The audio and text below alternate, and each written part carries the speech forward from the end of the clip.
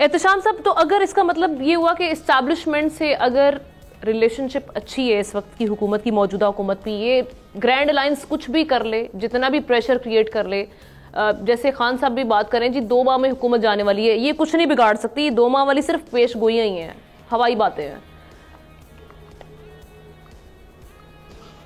دیکھیں آمنہ، جہاں تک شباشی صاحب کا تعلق ہے اور جس طریقے سے ان کی انڈرسٹینڈنگ، سنرجی اور کہنا چاہیے بہت زیادہ قریب ہیں آرمی چیف کے، تو یہ تو دور دور تک نہیں کہا جا رہا کہ جی اسٹیبلشمنٹ کبھی سوچے گی کہ ان کو راستے سے ہٹایا جائے.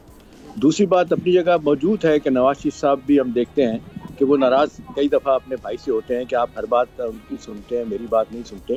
لیکن سب پارٹی کے اندر بھی، پی ایم ایل این کے اندر بھی، باہر بھی لوگ سمجھتے ہیں کہ جی ایز وی اسپیک جس طریقے سے شباشی صاحب کھڑے ہوئے ہیں اور جو ہر بات کہی جاتی ہے یا سمجھتے ہیں کہ وہ واقعی ایک پیش میں ہے، تو ان کو تو فی الحال تو ہٹانے کی دور دور تک بات نہیں ہے. اصل بات جو آپ کا سوال ہے نا آمنہ، وہ ہے، میں تجزیے سے پہلے میں آپ کو یہاں باہر بیٹھ کے خبر دے دیتا ہوں کہ یہ گرینڈ الائنس کی طرف جانا کیوں ہوا.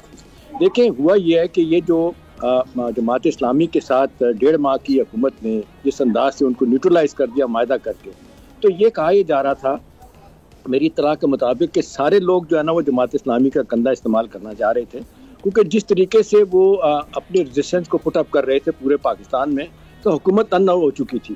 لہذا فیصلہ کیا گیا کہ کسی طریقے سے ان کو علیحدہ کیا جائے. اب 1.5 ماہ کا ٹائم لینے کے بعد یہ اندر سے اعتراض ہے کہ جی جب ان سے کہا گیا کہ جی آپ سے تو غلط ہو گیا، یہ بلنڈر فوپا ہو گیا، آپ نے کیا کیا، تو انہوں نے کہا کہ نہیں، ہم تو کہہ چکے ہیں. نعیم الرحمان صاحب کہتے ہیں کہ ہم دوبارہ بھی آئیں گے، لیکن بات یہ کہ مومنٹم بن گیا تھا، دوبارہ لانا شاید اتنا آسان نہ ہو. اس اسٹیج پہ سیاسی جماعتیں انہوں نے کہا کہ جی اب معاملہ آگے چلا گیا، لہٰذا ہم اکٹھے ہو جاتے ہیں. فار دا ٹائم بینگ تو یہ جو حکومت کو سیٹ بیک تھا وہ ہوا تھا، وہ ختم ہو گیا.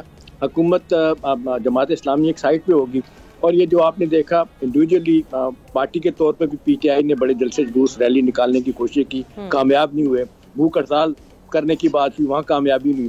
لہٰذا اب یہ فیصلہ کیا گیا جی تو واقعتاً گرینڈ الائنس بنایا جائے. اس کے پیچھے اب مولانا فضل الرحمان صاحب آ گئے ہیں، اور کہا جا رہا ہے کہ مولانا فضل الرحمان صاحب کنونس کر رہے ہیں بار بار اپنے نواز شریف صاحب کو کہ جی اپنے بھائی صاحب کو کہ علیحدہ ہو جائیں تو ہم معاملے کو چلا لیں گے. لیکن اتنا آسان نہیں ہے. دیکھیں جتنے انٹرنیشنل اہداف ہیں، انٹرنلی جو صورتحال بدلی ہوئی ہے، امریکہ، چائنا، یو اے ای، سعودی عرب، سب پاکستان کے ساتھ کھڑے ہیں. سیکورٹی کے حوالے سے جو کنسرن ہمارے اور آپ کے ہیں، فوج ان کو بڑے زبردست طریقے سے آپ دیکھ لیں اپنے اہداف حاصل کر رہی ہے. خاص طور پہ کے پی میں اور بلوچستان میں جو سچویشن ہے اس کو بہتر کرنے کے لیے ان کا ایک بڑا رول ہے.